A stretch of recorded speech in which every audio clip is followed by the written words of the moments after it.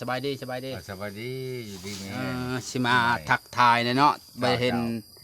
มาได้เห็นดนเติบเกือบเดือนเนาะไปเฮ็ดงานชวนอ้อยเจ้าเฮ็ดงานชวนอ้อยก็อยู่บ่ได้เนาะเจ้าได้15มื้อบ้านนั่นแหละหวังมง15นี่แหละ15มื้อแล้วก็ท้องเสียเจ็บท้องบ่อาการเกิดจากกินก้อยกุ้งครึ่งเดือนนะครึ่งเดือนเนาะที่มันเจ็บท้องกินก้อยกุ้งเพิ่นว่าก้อยกุ้งกินก้อยกุ้งไปเอาเรามาใส่ขาเขาว่า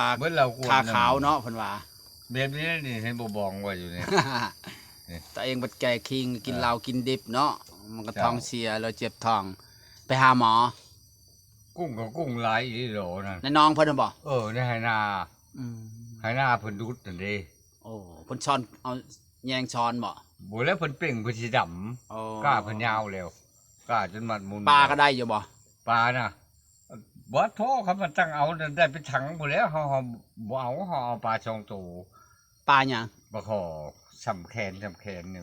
ปลาดุกก็มีมายิงกันนั่นแล้วกับผัวกับเมียนั่นปลาดุกได้จ้ะเฮาบ่ปลาดุกก็มียังบ่ได้เอาปลาดุกชาน้องน้อยซื่อๆบ่นั้นปลาค่อยเป็นเฮ็ดขโนยหลังตอนเป่งปลามันยังไม่ได้เจ็บท้องบ่ตอนนั้นบ่แล้วจนชาปลาจนบกจนกินข้าวแล้วเจ็บท้องกินข้าวเลยเจ็บบาดนี่จะบ่ได้กินเห็ดปลาบ่นะที่มันปลาเด้เจ็บบัดเดียวแล้วบ่อยู่เจ็บหุ่มๆแล้วบ่อะไรมันเจ็บบัดเดียวแล้วบ่ท้องเจ็บกี้บ่เขาคือคนบิดใส่นี่ป๋อจนเข้าบ่ได้อยู่เข้าประตูนั่น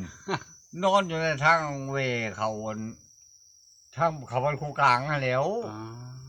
เกือบบ่รอดบ่ทั้งบนที่เจ้าอันมาเจ้าเขาพักตูอันนั่นนี้บนมาจายิงนั่นและไผฮู้จักว่าเจ้าเจ็บท้องมานี่อะไรเห็นได้จะเขาจึงฮู้ว่าเจ้าเจ็บท้องเขามาแต่นามาแต่พุ่นไผมาแต่นาน่ะจักมันเมียเฒ่ายังแล้วบนทิศนาบ่าวแก้วคนนั้นบ้านโคกลางโคกลางนั่นแล้วเรามากับลูกเราเป็นหยังเราว่าเจ็บท้องว่ะว่าจะเข้าไปหาเข้มเนี่ยเข้าบ่ได้ว่ะสองคนน่ะก็เพิ่นก็ว่าเลี้ยวเห็นอยู่ว่าส่งเสือเจ้าตากคนนั้นทางประตูเขานั่นว่ะคนว่าผู้อื่นเพิ่นว่าแล้วเห็นได้บัดนั้นเขาไปชมนอนอยู่ในกองดินเลยมันเขาโยดินไปในหันนี่แล้วเข้มทางแล้วเห็นได้บัดนั้นเขาจนค่ำพุ่นเลยจังเข้าได้นอนอยู่หั่นแล้วพวกกระทามเขาบ่ได้ไปบอกคนบ่เขาก็เมื่อเลยถามซื่อๆแล้วก็เมื่อเขากายเมื่อตอนแรงดิโอ้เขากินข้าวแล้วโทรศัพท์ติดต่อไผก็บ่ได้เนาะบ่แล้วแล้วเห็นได้บัดนั้นย่างไปเองบ่บัดนั้นน่ะย่างมาเองเจ้าฮะขึ้นหัวเลยบาดนี้มันเซาๆในจังน้อยบ่เบาๆนะบ่ขึ้นหัวขึ้นได้มันทองมันจะเชานะบ่ได้จังได๋มันคล้ายๆแน่แล้วขึ้นหัวแล้วเมื่อหาตาท่าพุ่นบ่บ่แล้วเมื่อหาชุมอันผัวกับเมียนั่นแล้วย่างไปพุ่นอีกอำเภอนาเตยนั่นย่างฮอดพุ่นพอไกลเติบเนาะฮอดพุ่นแล้วเฮ็ดจังได๋บัดนั้นบอกเขาอะไรฮอดสองผัวเมียแล้วบอกว่าเขาว่าเจ็บท้องบ่เจ็บท้องแล้วเขาเฮ็ดจังได๋บัดนั้นเจ็บท้องก็พุ่นแล้วเขาว่ามื้อนอนพุ่นแล้วนำเท่าท่าพุ่นเขาว่าอ้าวของเขาก็นอนมีผัวกับเมียเด้อยู่หั่นนั่นอันนี้ก็ตูบน้อยคือจะว่าแล้วซ้ำเขาแล้วเจ้าก็ย่างกลับไปขนำตาทาอีกนั่นเจ็บท้องย่างได้อะไรเจ็บท้องย่างได้อดย่างไปเลยเจ้าสิไปนอนเจ็บบ่ได้แห้งมาช่วงนั้นเจ็บหุ่มบ่แห้งแล้วบิดอยู่คือคนบินใส่เนี่ยเราอยู่แล้วยังค่อยย่างกลับไปหาอันนั้นแคมตาทาเพิ่นบอกไปเนี่ยไปฮอดแคมตาทาฮอดแคมเราแล้วแล้วเห็นได้มาฮอดแล้วฮอดแล้วเขาก็นอนเท่าท่ามันเป็นยังเจ็บท้องว่ะเป็นกระยาดอกผมก็ถามเท่านี้เลยเพิ่นก็คือนอนอยู่ทางของเขาถามซื่อๆเจ็บท้องแล้วอยู่เฉยอยู่เฉยอยู่แล้วเห็นได้เจ้ามันเห็นทานเสี่ยออกมาดึกเติบเลยเพิ่นมาเพิ่นออกน้ำควายเพิ่นอยู่กลางคืนตอนเย็นตอนค่ำกลางคืนแล้วเพิ่นมาได้เห็นได้บัดนี้ทานเตียว่าจังได๋เพิ่นก็นึกเพิ่นว่าเฮาออกไปเอาหางไม้เฮาคนเพิ่นอยู่หน้าเฮาบ่ญาติดอกเพิ่นเป็นเ จ็บแบบนี้คนว่า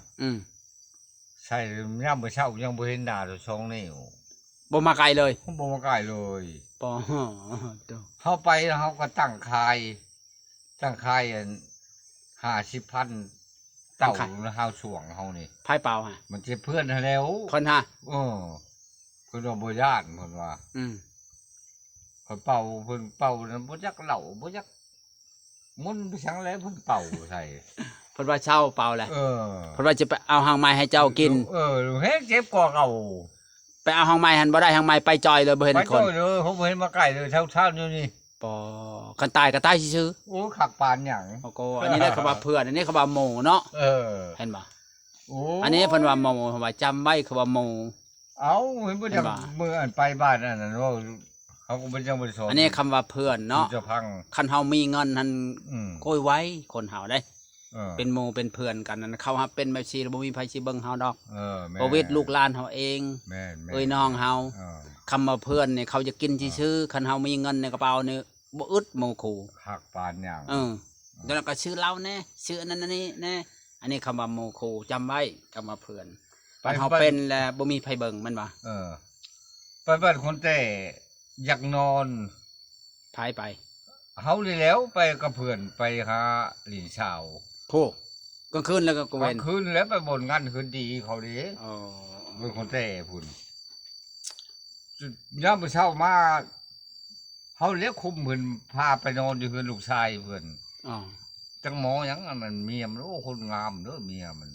บ่ บักอันนั้นคนขี้ร้ายหัดเมียงาม เอาลูกฉันทองหั่นบ่ ในทางแบงหั่นว่าอืม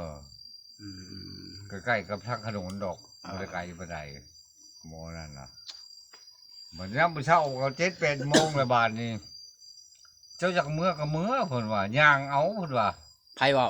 ฮะ ไผเว้า ทหารเตี้ยแล้ว เมื่อแต่ชายอยู่นำเฮือนลูกพนนั้นบ่ จะนอนเฮือนลูกเคย พา เพิ่น กลับไปเฮือนดีอีก เพิ่นฮะ สนจัดเราจะรู้ว่าเจ้าชุมาน้ำจักเถื่อได้เราอ่ะบาดยาเด้อเราอ่ะ ฮะ คนบอกให้มาเรามาน้ำบิดาเดี๋ยวเราอ่ะ ไผบอก เอา ไผบอ เจ้าก มาปะมาถิ่มเราอ่ะ ไผบอกฮะ เราหายเช้าจันทร์ เห็นบ่แบบนี้แหละคำว่า ม โว้คือชื่อๆเช้าอย่าไปเชื่อคนเด้อบัดนี้จำไว้ เช้าเด้อ อ อย่ าไปนำคือว่าฮูนาบ่ฮู้ใจเพิ่นยังเว้าอยู่ เมื่อแล้วเพิ่นจักอีตายังชื่ออันดินนาชวนเพิ่นนั่น บ่ ทหารนั่นไผเท่าหยัง จักเฮาก็บ่ฮู้เพิ่นว่าใดๆน่ะเฮาก็บ่ฮู้กัน เพิ่นหาอีตานั่นแล้วมาส่งเฮาส่งอยู่บ้านดงเป็ดนี่ส่งระบบเขาขายเฮ็ดขาย ใช้รถจักรบ่ เราเอารถจักรมาส่ง ไปส่งหันแล้วเจ้าไปใช้เป็นย่าง ก็ย่างมาแล้ว ย่างมาใช่ ย่างมาพี่แล้วบนเรือนอันอิตาดานพี่ ปอย่างแต่ช้ำย่างตังเป็ดโพ พูดแล้ว ไก่เด้อมันไก่ 3 3 โล โล บ่ได้มาเลยเพื่อนนั่น สว่าเอาเจ้าไปทิมเนาะ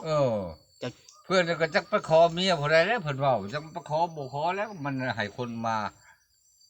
มันใช่คนมีคนงานมัน เอาเฮามา นี่มัน ส่ง ขี้ใช้ใจเจ้าคักเลยบัดนี้เนาะ ที่มันให้เฮาย่างให้เต็กแล้วเฮาบ่เคยย่างลัดมันก็มีแต่เฮาสิหลงแล้วว่านี่นะเฮาน่ะ บัดชวนไปหันชวน ชวน เดี๋ยวเจ้าไปเจ้าเองแล้วชวนเลยนะ ชวนแล้ว เอาไปแล้วไปทิม จับเอาหมอไผเฮาไปเฮาอย่ามันเอาหมอไผเฮาไปทิ่มเฮาไปนำ อ๋อ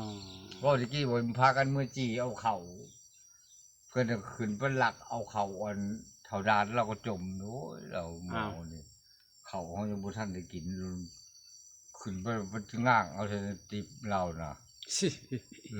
ชวนเอาเฮาเมื่อบ่มีหยังกินก็ไปเสี่ยวบ่มื้อจี้เขาเพิ่นว่าเฮาได้แล้วเขาเพิ่นว่าโอ้ ขัดปัญญาเนาะ โตน